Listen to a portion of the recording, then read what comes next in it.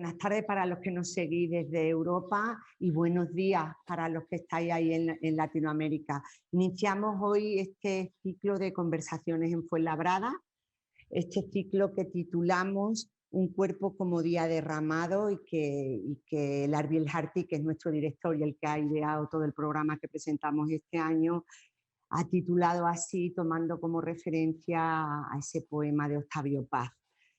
Es un día especial porque es el Día Internacional de la Danza, así que feliz Día Internacional de la Danza. Y también especial porque este ciclo con el que intentamos poner en contacto y en colaboración a todos los compañeros, colegas, creadores, a todos aquellos que de alguna manera están ligados al mundo de la danza, para establecer estas conversaciones donde la palabra se convierta en ese paradigma de colaboración. Y colaboración es la que tenemos con Danza UNAM, que gracias a ello es posible que esto esté hoy aquí, y también al Festival Madrid en Danza. Como sabéis, Madrid en Danza está ahora en pleno apogeo y con Danza UNAM, con quien nos une una relación de muchos años y que están haciendo una magnífica labor en torno a la danza, pues aquí yo creo que es un buen inicio de colaboración entre todos, que es de lo que se trata. Este ciclo pues, se va a distribuir en varias sesiones. La de hoy tenemos a Blanca Lee y a Cés Gelabert, pero va a seguir otros días desde hoy 29 de abril hasta el 29 de julio con otros creadores como Daniel Abreu, como Álvaro Restrepo. Otro día tendremos a Eva Yerbabuena y luego por último a Marcela Levi y Lucía Russo. Así que nos parece que es interesantísimo tener todas estas conversaciones que lo único que pretenden, además de sacar muchas ideas y poderlas transmitir y aprender y escuchar, es también crear esa necesaria reivindicación de la danza como paradigma también de cercanía, de acercar posiciones, ideas, de acercar la esperanza, que ahora es tan necesaria, pero siempre con ese Atlántico común, porque las puertas no las abre Danza UNAM a México, pero es a toda Latinoamérica, porque sabemos que tenemos muchos que nos estáis siguiendo desde Colombia, desde Chile, desde Nicaragua, desde Paraguay, que continuamente nos vais siguiendo. Así que saludos a todos y ese Atlántico que parece que nos separa sea esa casa común, ese hogar común que todos pretendemos y ese puente para unir y para contrastar opiniones y siempre, como digo, aprender. Estos salen y funcionan como sea, pero para mí hay que poder hacer esta base. Y en relación a lo que tú decías de la cantidad de centros que se han abierto, los conservatorios y la cantidad de trabajo que después tienen estos conservatorios, aquí hay un salto muy grande, ¿no? Entonces, para mí el secreto es que como mínimo sea una aventura humana apreciable, para que pase lo que pase, ya sea apreciable. Siempre digo, bailando nunca puedes perder. Otra cosa ya después intentar, pues bueno, ayudar para que, o sea, a lo mejor a veces tendría que haber menos conservatorios, no lo sé yo. Ya, pero sabes, yo creo que has tocado... más actuaciones, que sería lo Sí. ideal. Bueno, yo creo que has tocado una cosa súper interesante, este tema de que el sistema nuestro educativo no trata tanto de, o más bien trata sobre, tú lo decías en tu libro, porque es interesantísimo, vuelvo a mencionarlo, este aspecto de que en el ser humano el sistema educativo está sobre todo pensado para educar una parte del ser humano. No se educa el ser humano, sino solo una parte que es el cerebro. Todo se concentra en la preparación del cerebro y el cuerpo. Por eso, si fuera un sistema educativo completo del ser humano, el ser humano es cuerpo, es mente, O es sea, alma, y la interrumpo, educación María. debería ser completa. ¿Cómo puede ser? Por ejemplo, yo siempre les digo a los maestros, acabas el bachillerato, ¿cuántas clases has hecho de odio? ¿Cuántas clases has hecho de amor, de deseo, de concentración? ¿No sería mejor que supiéramos concentrarnos y saber expresar y manejar nuestros deseos, como tú dices, con el cuerpo, la emoción y la mente, que muchos a veces ciertos conocimientos, no sé?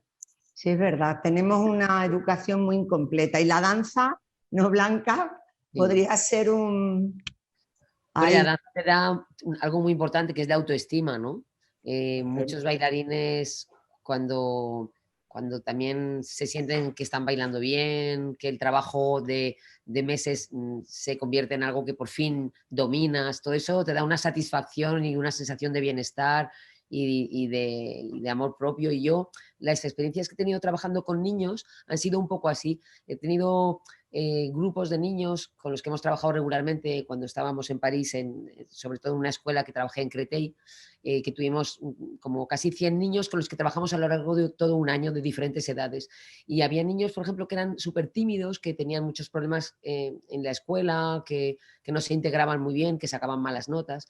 Y les veíamos una vez por semana y hacíamos muchas cosas, jugábamos con ellos, hacíamos improvisaciones, bailábamos y al final del año teníamos un espectáculo. Y algunos de estos niños de repente aparecían en el grupo como increíbles bailarines porque lo tenían, pero ellos no lo sabían, ¿no? Y al empezar y entonces descubrían de repente la admiración de los otros niños dentro del grupo, wow. porque por primera vez dentro de ese grupo con el que pasa todo el día, ellos eran mejores en algo. Y esto tuvo en algunos casos consecuencias muy interesantes luego en lo que fue la escuela, es decir, empezaron a integrarse, a tener amigos, a sacar buenas notas y a existir dentro del grupo. Niños que a lo mejor no existen o están muy tímidos o con problemas. La danza puede ayudar mucho también en todo lo demás, o sea, en tu relación con el mundo, en cómo te sientes, cómo te presentas, cómo te ven, ¿no? Sí, también hay una cosa, por ejemplo, al hilo de esto que me llama mucho la atención en cosas que se cuenta, es el conocimiento del cuerpo y el cuidado del cuerpo, ¿no? Cuéntanos un poquito esto, sé que a mí siempre me da curiosidad que desarrolles esto un poquito más. Bueno, yo digo, yo defino bailar como habitar el cuerpo con el corazón y la mente, ¿no? ¿Qué sé? O dar cuerpo al corazón y la mente. El cuerpo no dice mentira, no miente el cuerpo. Cosas así, ¿no? Yo creo que yo sí tengo que hacer una llamada telefónica difícil, nunca me estaría sentado en una silla. O sea, para mí ahora estar aquí con vosotros me gusta, pero yo me movería si pudiera. Entonces, en una conversación un poco difícil siempre la haré caminando, ¿no? Entonces, un bailarín, por ejemplo, habita cada cuerpo, o sea, el codo no es una cosa abstracta, el codo es una experiencia, ¿no? O sea, la danza es una experiencia. Entonces, a partir de allí pasan mil maravillas, ¿no? Mil maravillas. Por ejemplo, con esto de las escuelas, ahora por suerte las escuelas de primaria, pues ya empieza a haber muchos proyectos que tienen en cuenta todo esto. Pero, o las escuelas de acogida. Yo he estado en escuelas de acogida en niños que no hablan ni el mismo idioma, ¿no? Que acaban de llegar a España, un pakistaní, una dominicana, gente que ni se han hablado durante meses. Tú los pones a bailar juntos, ¿de Y acuerdo? ya Y al comunican. final, en 3 horas, acabamos haciendo un West Side Story, un pakistaní con una musulmana, y aquello, y la directora me ha dicho, ¿has hecho? ¿Por qué? A la que se pueden mirar a los ojos con la adrenalina y las drogas naturales del cuerpo y que te puedes mirar y no estás nervioso, con esto que decías de la autoestima, en el fondo es una cosa esencial poderse sentir tranquilo delante del otro, ¿no? Que después Sí. esto llevado al arte, pues imaginaros lo que nos produce, ¿no? O sea, para mí, o sea, un bailarín es como el objeto de los sueños del espectador. Entonces, Ya, lo haces para ser objeto del sueño. Y hay sí. alguna virguería, bueno, no sé. Sí, pero mira, se está diciendo cosas maravillosas, pero ¿sabes lo que ¿Qué va? pasa? O por lo menos no sé cómo lo pensáis, pero la danza tenemos un gran tesoro que no sabemos aprovechar. O sea, tenemos un gran tesoro que no... Pero, ¿por qué será esto? O sea, uno de los temas recurrentes también ahora que estamos aquí abordando desde el centro es precisamente el hecho de que quizás la danza es una gran desconocida. Es decir, que la danza cuenta también con muchos prejuicios, con todo un halo que la cubre. Es decir, cuando ven bailar a alguien en un escenario, parece que todo eso pasa por arte de magia. Es decir, que el arte divino viene en un momento de inspiración y hace que ese bailarín, esa bailarina sea capaz de hacer lo que hace con ese virtuosismo, con esa sensibilidad, cuando sabemos que esto no es así. Me gustaría que hablásemos un poquillo más de esto. ¿Por qué la danza aún no es valorada? Porque si fuera valorada, puede ser que porque no es conocida y por tanto no reconocida. o reconocida de una manera más minoritaria y por tanto no sabemos aprovechar las grandes cosas que puede aportar la danza y los grandes valores que encierra para una sociedad mejor.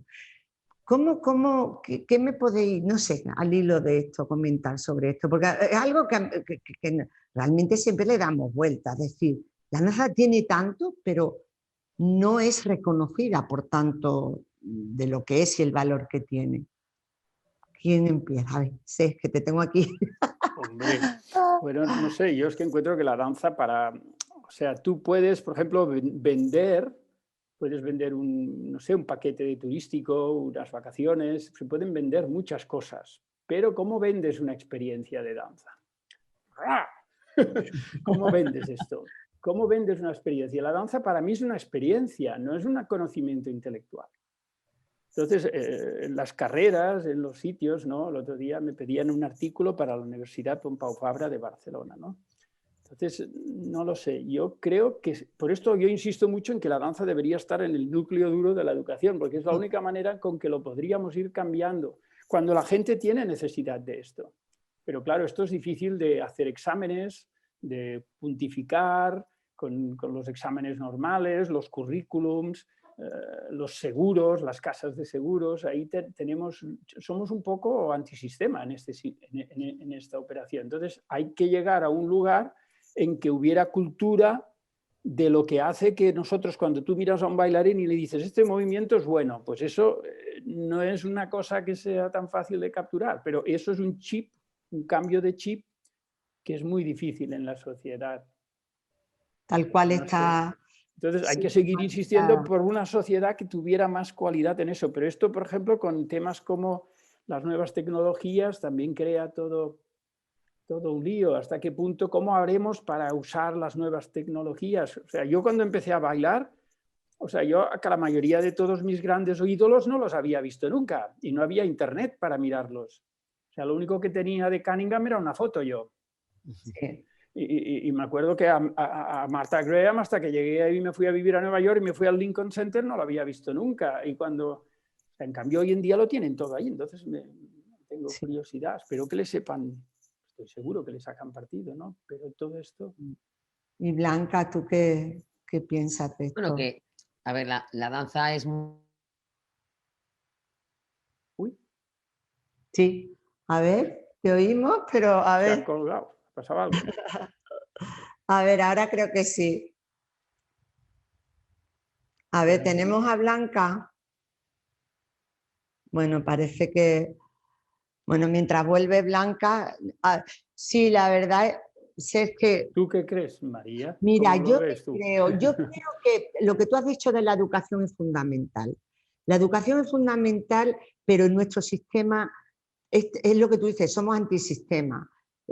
Porque introducir la danza, fíjate lo que ha sido introducir la música, que ha quedado restringido, por lo menos lo que fueron los años de nuestra infancia, a tocar la flauta, a esto, a lo otro. Y en realidad no se planteaba la música como algo que ayudara a la formación de las personas, a cultivar sus emociones, a todo esto que configura el ser humano, que estamos tan restringidos en nuestro sistema educativo que imagínate, como tú dices, lo que sería meter la danza. Pero por supuesto, habría una transformación en la sociedad si la danza estuviera, como tú dices, en ese núcleo duro de la educación, donde los niños... Imagínate lo que sería poder, lo que tú ya has dicho, poner en común los cuerpos, las miradas, la de barreras que romperían, que ahora existen en el sistema educativo para la comunicación entre los niños, que serán los futuros hombres y mujeres y serán los que dirigirán y tomarán decisiones en un planteamiento de un mundo donde romper barreras siempre es complicado y que siempre hay que estar en eso. Con la danza estas barreras se rompen continuamente porque el movimiento va creando esa posibilidad, ¿no?, de romper barreras. Sería una sociedad mucho hoy mejor. En día, en las escuelas, por ejemplo, muchas escuelas de primaria, ¿no?, que tienen programas muy interesantes, hoy en día ya los niños trabajan con todo, porque yo diría para mí danza, teatro, música, todas estas cosas es lo mismo en el fondo, ¿no? Vamos al mismo núcleo duro de la persona. Entonces yo veo que esto está avanzando y está produciendo, pero cuesta mucho que llegue al grado medio, que llegue a las universidades, que se expanda de una manera por la sociedad, que sea una educación con la danza más, y cuando digo la danza es lo mismo, la música en el fondo, ¿no? Pues allí habría un cambio que sería lento, pero que sería un cambio muy provechoso. Sería enormemente provechoso. A ver, no creo que Blanca tiene que volver, que se ha ido un momento la línea, pero volverá. Y una cosa que estaría muy bien, porque creo que a todos los que nos escuchan le va a interesar.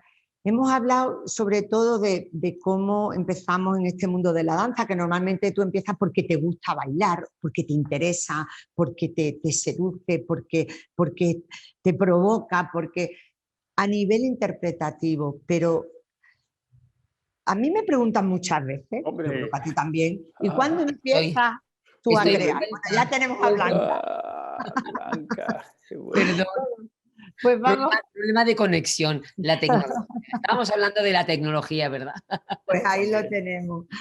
A ver, Blanca, justo hemos acabado con si es un tema que era súper interesante, hemos llegado a la conclusión que el mundo sería muchísimo mejor y con ese poder transformador de la danza si empezáramos desde pequeño. Creo que en eso estamos de acuerdo, de acuerdísimo. Pero ya hemos empezado otro tema, que era el tema de la creatividad. Ahora que hemos hablado que normalmente empezamos en la danza pues porque nos gusta bailar, porque te vuelve loco bailar, porque cuando ves bailar no lo puedes remediar y sale y lo primero que quieres hacer es ponerte a bailar. Pero en tu caso, a nivel creativo, es decir, esa pregunta típica, ¿no?, que nos hacen siempre en las entrevistas, oye, ¿y tú cuándo empiezas a crear? Bueno, pero realmente una pregunta interesante. ¿La creatividad realmente aparece en un momento o está siempre ahí y va asomándose poco a poco? ¿Cómo lo ves? En mi caso siempre ha estado. Yo he sido creativa siempre estaba soñando cosas, inventándomelas y de hecho creo que quería bailar para poderme inventar mis propios bailes. O sea, yo tuve la necesidad de inventar y de coreografiar casi a la vez que la de bailar. Y me inventaba enseguida mis cosas y me buscaba un vestuario y me la imaginaba. O sea, ya tenía incluso la idea de puesta en escena, digamos, ¿no? Desde el principio. O sea, yo no empecé siendo bailarina o coreógrafa, empecé realmente las dos a la vez. Sí, qué bien. Entonces, lo único que fíjate, yo creo que en este sistema ahora real, claro que empiezas con el aprendizaje de la técnica, empiezas con tal, pero llegar a la creatividad realmente es una experiencia personal, ¿no? Es un desarrollo, yo creo, más personal, de experiencia de vida, de experiencia con el trabajo, con quien coincides en la vida, de intercambio. La danza es una creación de creadores, esto siempre lo estamos diciendo porque es real, no solo pasa por una cabeza, una mente, o es compartir, ¿no? A lo mejor, claro, alguien tiene que liderar, pero es este sentido de creación de creadores no siempre es bien entendido, por lo menos no siempre está bien explicado y de ahí yo creo que a veces no esté bien apreciado y valorado. ¿Cómo lo ves eso, Cesc? ¿Realmente yo, por ejemplo, que es una creación coreográfica? Diría una cosa que decía un señor que se llamaba Komar Asbami, que decía: un artista no es una persona especial, cada persona tiene que ser un tipo especial de artista. ¿Qué quiero decir con esto? No lo sé, la creatividad yo veo que se expande por todo, ¿no? O sea, yo creo que puede ser creativo cualquiera y en cualquier cosa, en concreto también en la danza. Y creo que es uno de los grandes secretos y bellezas de usar la fantasía, la capacidad de expresión, etcétera, para canalizarla y convertirla en cosas a los diversos niveles. Si lo tienes, pues ya te digo, te sale, ¿no? Yo empecé a coreografiar enseguida, claro, vamos, casi enseguida que empecé a bailar, empecé a coreografiar, aunque yo siempre digo que el acto de, para mí, coreografiar sale de bailar, no sé, es más una experiencia que después organizo, pero bueno, eso es otra cosa. Pero ya después, pues ya no es casualidad, llega un momento que esto hay que construirlo, entonces aparece la cultura, aparece la admiración, aparece otra enorme dimensión que a veces cuesta más de entender, y ahí empezaría una aventura muy... Yo siempre digo que yo lo que hago sirve de algo, es algo cuando la danza es en mí. Pero yo con los años me voy considerando más aburrido, más limitado. En cambio, cuando tengo la sensación de que te sale algo, no sé, o de golpe dices, ostras, hasta el 19 hice unas reconstrucciones de Schlemmer que me encargaron en Berlín y eran unas fotos que yo había visto cuando estudiaba arquitectura. ¡Buf! Y sale, ¡buf! Sale. En fin, Ya. quiero decir que hay una parte de esa espontaneidad y todo, y después hay todo un enorme mundo de construcción de... Ya. Para mí va Blanca, ligado a la cultura, va ligado a la cultura y al público. O sea, Yo creo también que hay como un músculo como que se entrena. O sea, es verdad que correcto. cuando a mí lo que me pasa mucho es que como estoy creando y a veces durante una creación de una cosa resulta que ya me surgen ideas para otra. O estoy haciendo una cosa un día y se me ocurre una idea que provoca otra idea que va a hacer que además, es lo que tú dices, te tienes que cultivar todo el rato, porque esas cosas también pueden surgir porque estás leyendo un libro, o porque estás viendo una exposición, o porque has ido a ver otro espectáculo de otra persona. Y como estás muy receptivo, porque siempre estás como en medio de una especie de proceso creativo, porque en general estamos siempre o con una idea o trabajando en un proyecto, entonces estás como especialmente receptivo. Entonces te entran cosas todo el rato que provocan más cosas y más cosas. Y yo digo siempre, joder, al final tengo como 5 platos en la cocina, ¿no? Porque Pero a eso veces también es tengo demasiadas ideas que me vienen, pero eso es porque estamos como, la creación te pone como muy receptivo a todo lo que te rodea, a lo que te pasa, a lo que ves, a lo que sientes, a lo que oyes, a lo que lees, ¿no? sí, Claro, la verdad. es como una bola que una cosa multiplica a la otra, pero de golpe y porrazo ponte, por ejemplo, en el lugar de un bailarín que interpreta algo que le da a alguien y que está en una esfera, su territorio de creatividad está en otra esfera, no puede de golpe escoger esto, escoger aquello, ¿no? O sea, hay muchas esferas, como capas en esto de la creatividad, ¿no? Que yo encuentro que es lo bonito también, y que hay, o sea, yo al menos con los años, al principio decía, bueno, los bailarines, pero es que al final cada bailarín es un mundo. No Sí. sé, lo que me va bien, para que hago con uno me va a la mar de bien, con otro bailarín no me funciona de nada, no sé qué pasa. Y que esto cada vez va en aumento, además. Sí.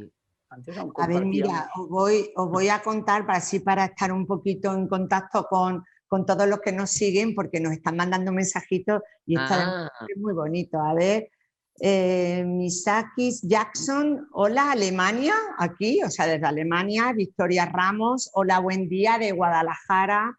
José Luis Rosales, buen día desde Xochimilco. María Eloísa Ramírez Chávez, saludo desde Manzanillo, Colima. Madre mía, tenemos aquí a Latinoamérica, Alemania. Y la verdad es un gusto teneros ahí, porque de cierta manera es como sentir que, bueno, que estamos aquí todos cerca, todos participando. Aquí esperamos si tenéis alguna pregunta, porque vamos a dedicar unos minutitos también a preguntas sobre todo esto que hayamos bueno, conversado, o sobre cosas que os despierten interés. Y no sabe, Blanca, a mí ahora me despierta interés.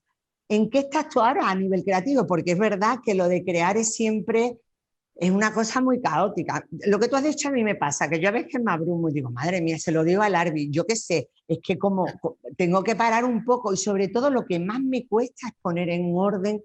Debo ser tan caótica, que yo siempre me he creído muy organizada, pero en realidad debo ser tan caótica. Pero poner orden a las ideas, lo que más me cuesta. Yo no sé esto cómo lo vives tú y en qué estás ahora, a ver. Yo ahora mi último espectáculo es un espectáculo en realidad virtual que estoy terminando. Pudimos hacer como un preestreno en diciembre, que fue la primera vez que pusimos toda esta idea en la que llevo trabajando 2 años y medio, que es un espectáculo que ocurre en un mundo virtual donde los bailarines y el público se encuentran. Y ahora estamos haciendo finalizando el proyecto, y la verdad es que es muy apasionante porque es un proyecto donde se utiliza una tecnología que hasta ahora no se ha utilizado para esa finalidad, que es un espectáculo vivo, que además se mezcla con la danza y que además hace que en el mismo espacio el público y los bailarines se puedan llegar incluso a tocar, ¿no? Entonces ha sido para mí una locura realmente durante los últimos casi 3 años. Primero imaginarlo, luego buscar los medios para hacerlos, luego encontrar la gente con quien compartir esta creación. He trabajado con programadores, con animadores, con todo tipo de tecnologías, probar computadoras que funcionan, los cascos que funcionan, cómo conectarlos, el movimiento. O sea, ha sido muy loco, pero muy bonito, porque a mí siempre me ha apasionado mucho la idea de cómo reinventarme también como creadora, ¿no? Y poder hacer algo que me da un poco de miedo porque no lo he hecho nunca antes. Eso es una cosa que a mí me gusta, por ejemplo, ¿no?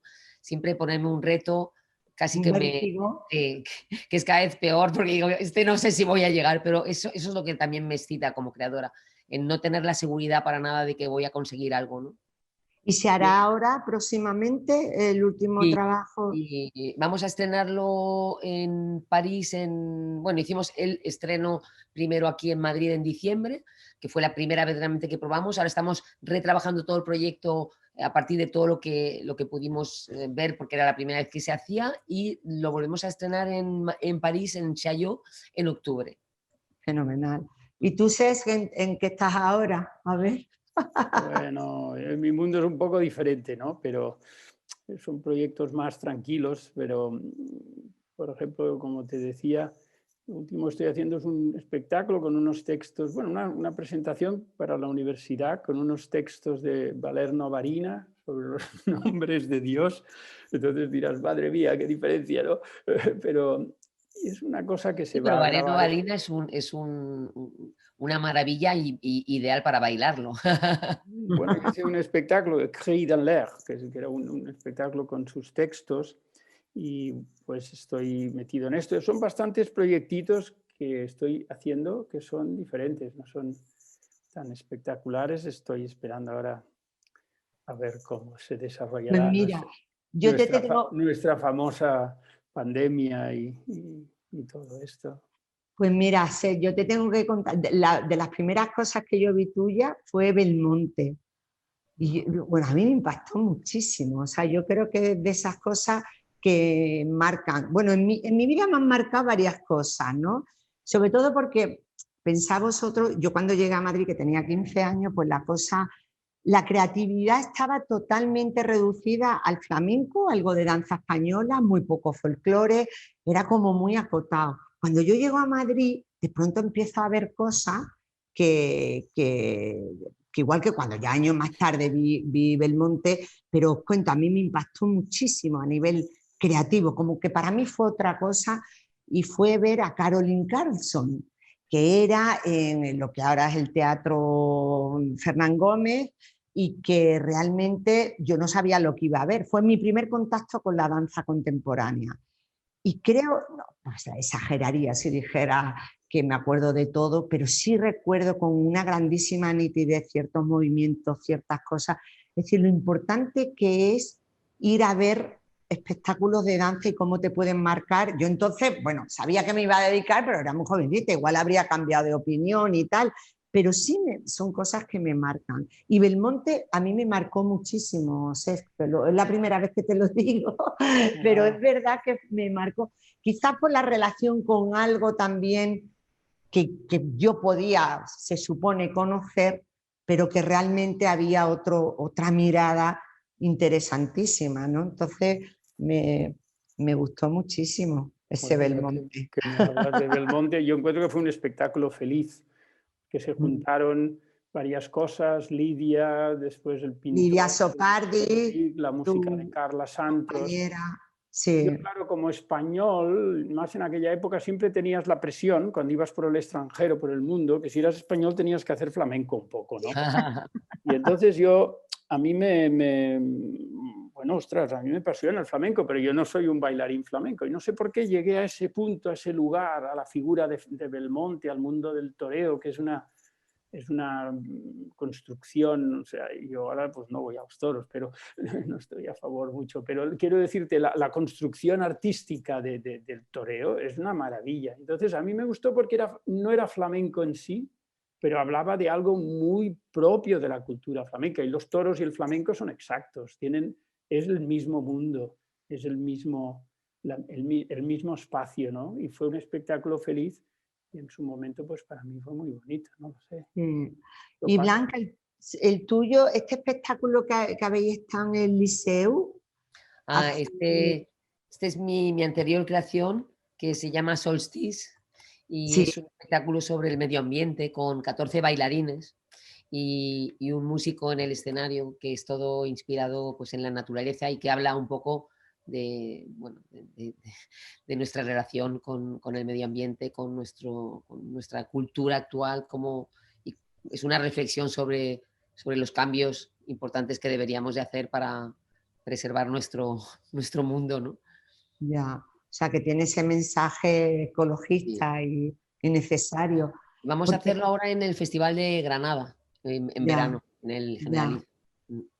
Y tu relación con... Claro, porque tú has vivido mucho tiempo en París. Es que es curioso porque, bueno, Blanca Lee para nosotros es española, españolísima. Es más, cuando sabíamos y teníamos noticias de Blanca Lee que estaba afuera, para nosotros es nuestra Blanca Lee. Pero es verdad que estar en París tantos años, que tener esa conexión con artistas, esa idea que tú tienes de la danza a un nivel internacional, bueno, yo creo que eso es valiosísimo, porque, bueno, te lo dice una flamenca que siempre está como acotada. Estás siempre fuera. Tienes que, ya te imaginan que vas a llegar al aeropuerto cuando vas de gira con la peineta, con la bata de cola y bien colocada. Pero es interesantísimo tu trayectoria vital y lo que ha influido seguramente en lo que tu creatividad. París es importante para ti. Bueno, París sí es muy importante y es verdad que París me permitió como inventarme totalmente y quitarme un poco también lo que dice Cesc, ¿no? La etiqueta de española, que parece que tienes que llegar como tú dices, con la flor en la cabeza y el traje.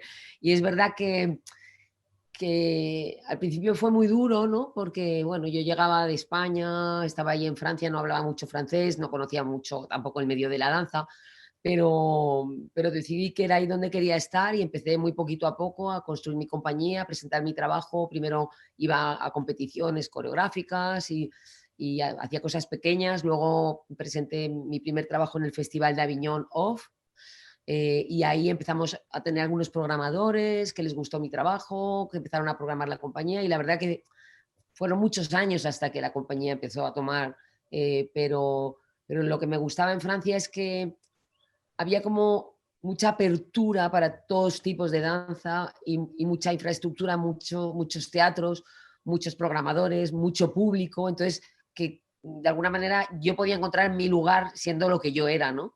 Y también definirme como yo quería. No tenía que decir tampoco si era lo que hacía, si era contemporáneo, clásico, neoclásico, hip hop, flamenco. O sea, yo siempre he mezclado todo, ¿no? Y porque además, bueno, yo estudié muchísimos años flamenco, fui gimnasta, estaba en Nueva York en plena, cuando empezó todo el movimiento hip hop, entonces trabajé mucho con bailarines de hip hop desde los años 80, tuve un grupo de rap, he estudiado danza clásica, te quiero decir, en el fondo yo soy esa mezcla de todo lo que he vivido, ¿no? Y mi danza es esto también.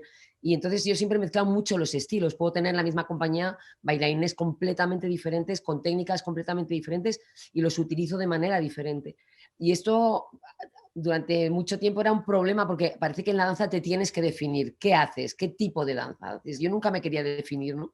Y al final he conseguido no tenerme que definir. Al final yo soy quien soy y hago la danza que es la mía, que el público ya me ha aceptado como soy, y eso creo que Francia es un sitio ideal para eso y que me permitió justamente poderme definir como yo quería, ¿no? Sin fronteras, sin límites.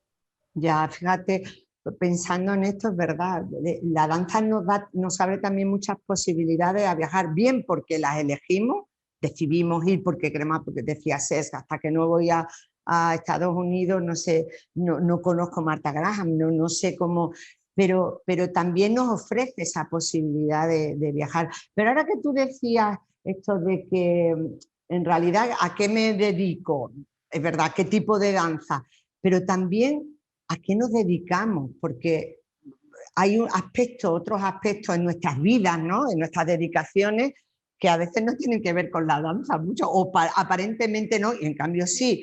y es la gestión. O sea, somos empresarios. ¿Esto cómo lo habéis vivido, Cesc? Esta idea, esta compañía, Gelavera Sopardi, con tu compañera Lidia, gestionar todo esto, esto sí que es un trabajazo gordo, ¿o no? A ver. Hombre, como persona, pues he aprendido muchas cosas, ¿no? Porque me he visto obligado a hacer, o sea, yo me acuerdo, por ejemplo, buscábamos asesores para que nos ayudaran en los años 80 de cómo llevar la compañía. Se lo explicábamos todo y al final os decía, oye, pues lo estáis haciendo muy bien. Porque claro, dirigir una empresa que es una empresa ruinosa en el fondo, es una empresa de danza, y ser capaz de sobrevivir y pagar a tus bailarines y pagar a la gente. Entonces, para mí como persona me ha comido medio hígado, pero por el otro lado he tenido que aprender muchas cosas y también me ha hecho aprender, no sé, yo creo que a veces hay bailarines que no han hecho nunca de empresario que deberían hacer un poquito, porque dices, oye muchacho, despierta, que esto no cae del cielo, ¿no? Entonces, lo vivo como una maldición y como una virtud también, no lo sé. Pero ahora, por ejemplo, estoy un poco agotado yo de esto, ¿no? Me coge un momento que ya estoy cansado de hacer de empresario, sobre todo aquí en España, pues es que estamos un poco lentos. No sé si no. Entonces, cuesta mucho pedir una subvención, justificarla. Uf, Bueno, realmente eso es un trabajo que de verdad es lo que tú dices, a veces a los bailarines, bueno, a los técnicos, a todos los que forman parte de la compañía, estaría bien hacerle una masterclass de lo que significa llevar la empresa, porque es tremendo. Y siempre decimos en España, no sé, bueno, en México estaría bien, y es un tema que hablaremos con nuestros compañeros mexicanos en los próximos encuentros. Siempre te comparamos con Francia. Blanca, ¿tú crees que es de diferente manera en Francia? Probablemente hay otro sistema. ¿Cómo lo ves tú ahí? ¿Qué diferencias hay entre uno y otro? ¿Y qué deberíamos de aprender unos de otros? A ver, yo creo que esta dureza que vivimos nosotros de tener compañías independientes, que tienes que levantarte cada mañana y buscar dinero para pagar a los bailarines, para crear tu proyecto. Hemos crecido como compañía y como artistas siendo, como tú dices, María, empresarios, porque no nos queda otra. Es decir, si quieres realizar tu sueño de tener una compañía, tienes que estar todo el día buscando cómo mantener esa compañía, cómo pagar a los bailarines, cómo crear tus decorados, cómo vender tus espectáculos. Al final eres mujer para todo y tienes que ser en el mismo día 5 cosas, ¿no?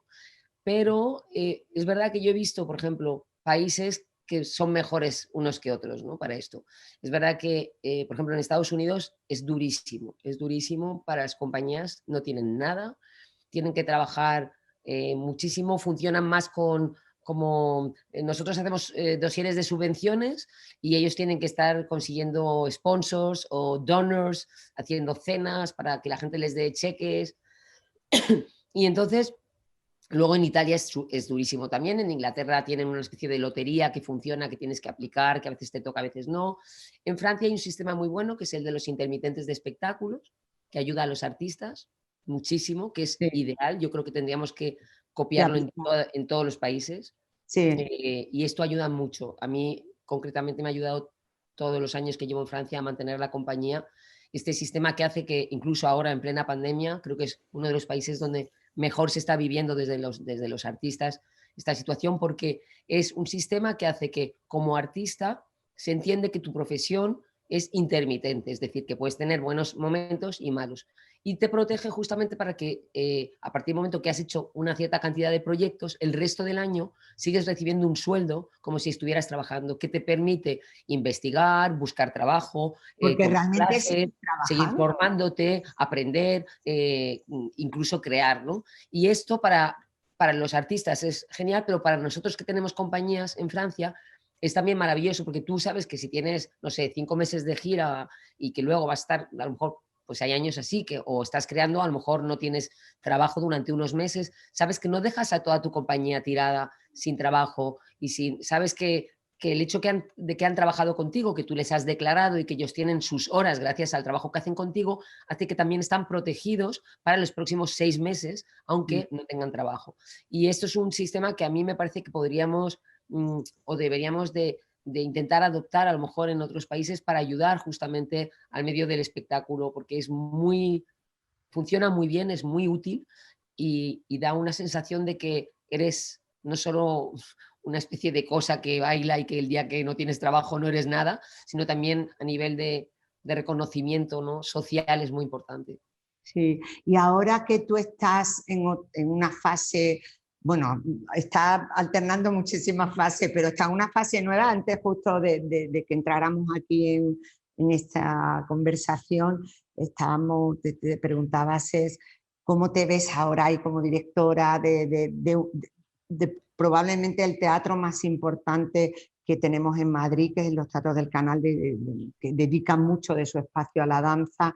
¿Cómo te encuentras? ¿Cómo ha sido este aterrizaje? Después ya llevas un tiempo. ¿Cómo lo ves? ¿Cómo lo ves? ¿Cómo te sientes? Bueno, ha sido un aterrizaje un poco en medio de una locura pandémica, lo cual está siendo un año muy extraño, pero a pesar de eso, desde que llegué lo que intento es ver de qué manera puedo poner al servicio de los artistas lo que tenemos en este teatro, ¿no? Por un lado, los 9 estudios de danza maravillosos que hay aquí, los he puesto al servicio de la danza totalmente, pero no de la danza de cualquier cosa, sino de las compañías profesionales que necesitan un espacio para crear. Yo lo que quiero es que todas las compañías de Madrid que necesitan un sitio que puedan venir aquí y trabajar dentro de este espacio, que es un espacio de lujo realmente, ¿no? Son estudios súper bien dotados, bonitos, con luz y muy agradables en pleno centro de Madrid. Entonces, estos estudios hemos hecho un sistema para que todas las compañías profesionales de Madrid lo puedan usar con una herramienta que estamos creando online donde ellos pueden reservar los espacios. Además, tenemos 30 compañías residentes, 10 de ellas son residencias de creación que tienen una cantidad de dinero cada año para crear, con un estreno en el teatro, y otras 20 compañías que tienen un poquito de ayuda, pero sobre todo tienen espacio para trabajar sin ninguna obligación de crear nada, simplemente para desarrollar un trabajo, para investigar. Y me gustaría seguir desarrollando el centro coreográfico aquí del canal porque creo que es un espacio que puede ayudar a muchas compañías. Y luego, bueno, intentar programar también lo más posible de danza dentro también de la programación de los teatros del canal para que se vea todo lo que hay, y ahora con el Festival de Madrid de Danza, por supuesto, mostrar, para mí lo importante es mostrar la diversidad de formas, de creadores, de bailarines, de la riqueza que tenemos en la danza. Sí, porque, a ver, yo creo que es importante y creo que ese criterio tuyo ya se está planteando, por eso al principio empezaba con esta revolución silenciosa, ¿no?, de abrir el teatro a la diversidad de la danza, porque la danza es tan diversa que a veces acotarla o restringirla o secuestrarla solo en unos estilos, bien por tendencia, por moda o por gusto, pues yo creo que tú tienes un sistema más democrático, por decirlo así, de programar, ¿no? Es así, ¿verdad? O sea, ese es tu criterio, por lo menos lo que nos estás demostrando. Sí, es que a mí me gustan todas las danzas, de hecho las utilizo en mi trabajo, entonces las respeto en su diferencia y en su diversidad, y a mí me parece que cuando hay un buen bailarín, da igual que sea de danza india, de salsa, de contemporáneo, cuando alguien baila bien, cuando un cuerpo se mueve es mágico, es completamente maravilloso, y yo siempre digo, los bailarines son mis pinceles, yo pinto con el cuerpo de los bailarines, entonces Ya. yo admiro todas las formas de danza realmente. Sí. A ver, mando saludos desde Fuenlabrada, como no que estamos, Madrid, Barcelona, ya que están viendo ahí a Berlín, Lyon, Bogotá y Nueva Zelanda, que yo creo que de Nueva Zelanda nunca duermen cada vez que nos ven aquí porque les da la vuelta la cabeza. A ver, es que ya vamos entrando ya casi al final de nuestra conversación, vamos a dilatar un poquito más porque hemos entrado un pelín tarde, pero no sé, Cés, el futuro, bueno, el futuro que es después de un segundo, pero sí igual la pandemia ha traído como un aspecto, un horizonte oscuro en los seres humanos, pero tú cómo ves, o sea, primero, ¿cómo te gustaría que se diseñara ese futuro de la danza a partir de toda tu experiencia? Ya has dicho una muy importante, que es empezar desde la educación primaria, el contacto con la danza, pero a otro nivel, a nivel de creación, a nivel de estructura del sistema. ¿Qué futuro te gustaría a ti diseñar o cómo ves tú el diseño de ese futuro? Bueno, hay tantas cosas. Yo siempre, por ejemplo, explico que yo me he dedicado toda mi vida, he luchado para que todo pudiera ser danza. Pero, y creo que se está consiguiendo, pero yo siempre he sabido que todo no es danza. Entonces, hoy en día creo que tenemos un problema que es compartir la danza, compartirla. Entonces, allí empiezan a abrirse muchos aspectos, muchos aspectos. Por ejemplo, yo siempre digo, solo hay dos tipos de danza, la que lo es y la que no lo es. Entonces, yo creo que estamos entrando en otro paradigma que hemos de trabajar con una especie de pluralidad tremenda, porque ya no hay estilos que se van manteniendo, es que hay casi cada bailarín, no solo casi cada creador, casi cada bailarín es un mundo ya. Entonces esto nos obliga o nos pone en una situación compleja pero interesante. Yo también digo, por ejemplo, la danza es un arte que no hay cosa nueva que salga en el mundo que no haya algún bailarín que la use. O sea, esto nos da unas enormes posibilidades.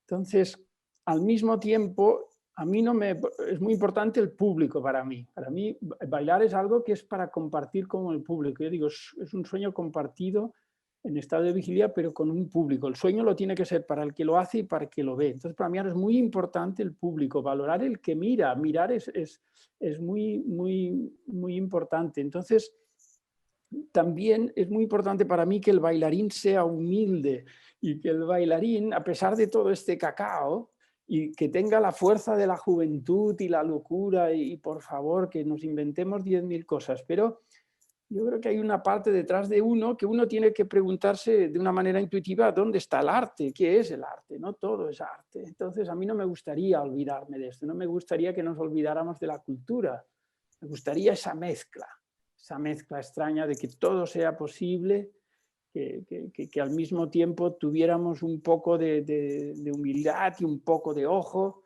unos con otros. Sí, has No dicho, sé si bueno, lo esto que de la digo tiene mucho humildad. sentido, pero... La humildad es una gran lección, sin duda, pero también hacía referencia al público. Es decir, Que el público creo que aquí estamos de acuerdo los tres, que el público es parte de lo que hacemos y que sin ellos no la completamos. ¿Esto es así, Cés? ¿Tú lo ves así? Bueno, yo encuentro que yo siempre intento bailar, que imaginarme que mi público son el tope, ¿no? O sea, o un niño que no ha visto nunca nada, o no sé, o sea, cuando esta última obra que te hablaba antes, Blanca, que hice el primer ensayo en Nueva York, y fui a hacer el primer ensayo con el pianista, y dije, mira, parece que estoy solo, qué bien. Entonces, pum, pam, me entra Baryshnikov a mirar. Y dije, me cachis la mar. Digo, ¿qué hago yo en mi primer ensayo, no? Entonces... ¿qué quiero decir con esto? Esta es la situación ideal y arte que tiene esa gente que son o como Baryshnikov o como un niño que no ha visto nada.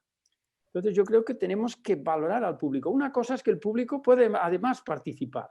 Esto es otra cuestión, no tiene nada que ver. Es como irte a la Patum de Berga o yo qué sé, a un espectáculo popular que la gente participa. Esto es otra cosa.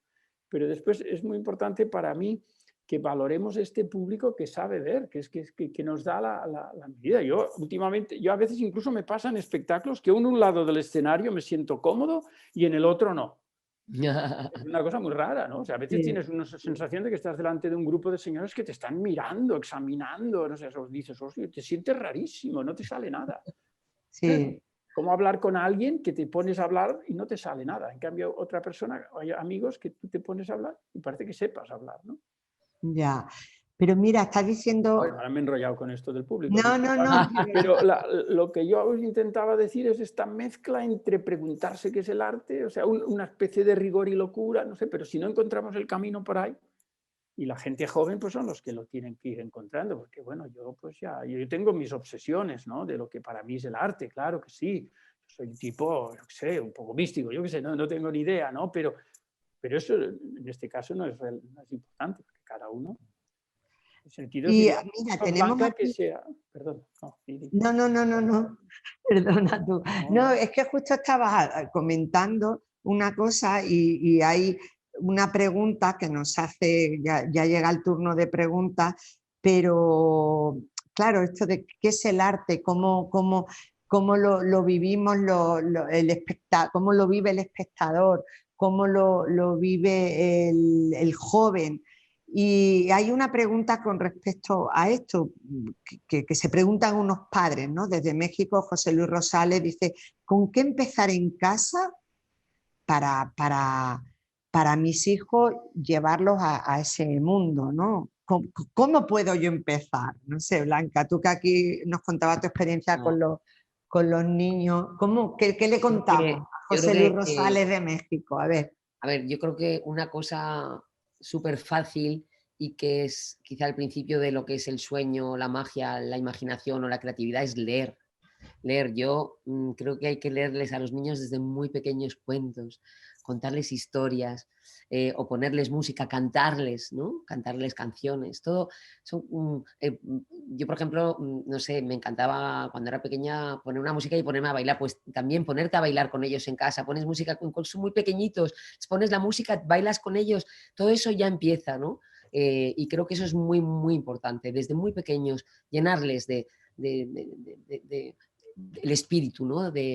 Porque son cosas inmateriales, ¿no? Cuando tú lees o le cuentas un cuento a un niño, él se lo imagina, ya está entrando en su propio mundo. Cuando le pones música, la escucha y la vive. Cuando baila, pues siente su cuerpo, ¿no? Entonces yo creo que los niños desde muy pequeños, sí, jugar con ellos y contarles historias con muñequitos, o sea, todo lo que sea desarrollar su parte creativa, ¿no? Sí, Cés, ¿qué experiencia tienes tú con los... Bueno, has hecho bastantes cosas, comentabas, ¿no? Con los niños, con... Bueno, para mí una cosa que es muy importante es que los niños no son tontos, o sea, los niños son niños. Entonces, a partir de ahí, tratarlos normal, con las cosas que a un niño hay que explicarle, simplemente hay cosas que con él no hables, pero a partir de ahí, pues estar abierto. Ahora, claro, tú también has de desarrollar tu propia fantasía delante de él. Si tú como persona que estás delante de él no te puedes echar en el suelo si hace falta, o tú mismo no puedes, no sé cómo explicarte, ¿no? O sea, a mí me gustaría hasta el día que me muera poderme echar en el suelo, tirarme al suelo, ¿no? Que para mí es un acto liberador cuando me pongo en el suelo, ¿no? Y de las cosas, por ejemplo, cosas maravillosas que he visto cuando he trabajado con gente que yo digo de una cierta e incierta edad, es que cuando tú coges una señora de 80 que hace mucho que no se ha estirado en el suelo y la ayudas a que se pueda estirar ella sola en el suelo, se le pone la cara, que pasa algo muy, muy bonito. Todo volviendo a lo de los niños, o sea, pues, no lo sé, es esta especie de juego como decía Blanca, ¿no? De provocarles, de enseñarles. Si ves que el niño tiene tendencia hacia la... Porque yo encuentro que todos somos creativos, pero en cosas diferentes. Entonces, a lo mejor hay un niño que pues, no tiene mucha fantasía o que no tiene paciencia para leer porque es un hiperactivo, pero en cambio le puedes hacer otra cosa y está el hombre inventando todo el rato qué hacer con palos o no lo sé. Entonces hay que estar un poco al quite, un poco atentos, estar con ellos, no tener miedo, no tener límites, tratarlos como si fueran inteligentes, como si fueran lo que son. Porque Ya, son máquinas, los niños son máquinas, porque ellos están a 100, nosotros somos ya como una cosa que va a 40, o sea, van a 100. y Sí, Blanca, tú ahora que en la programación del teatro, porque seguramente una cosa yo creo también importante es ir al teatro. O sea, eso es algo que a veces lo dejamos como para muy tarde. Desde pequeño ya llevarlos al teatro. Esa relación también de los teatros con su entorno, con el territorio, con lo que les rodea, con lo que convive en sus piedras que se tocan, ¿no? ¿Cómo lo ves tú esto? ¿Cómo lo estás planteando desde Pues los en la programación del teatro este año había muchísimos espectáculos que hemos propuesto como espectáculos de público familiar.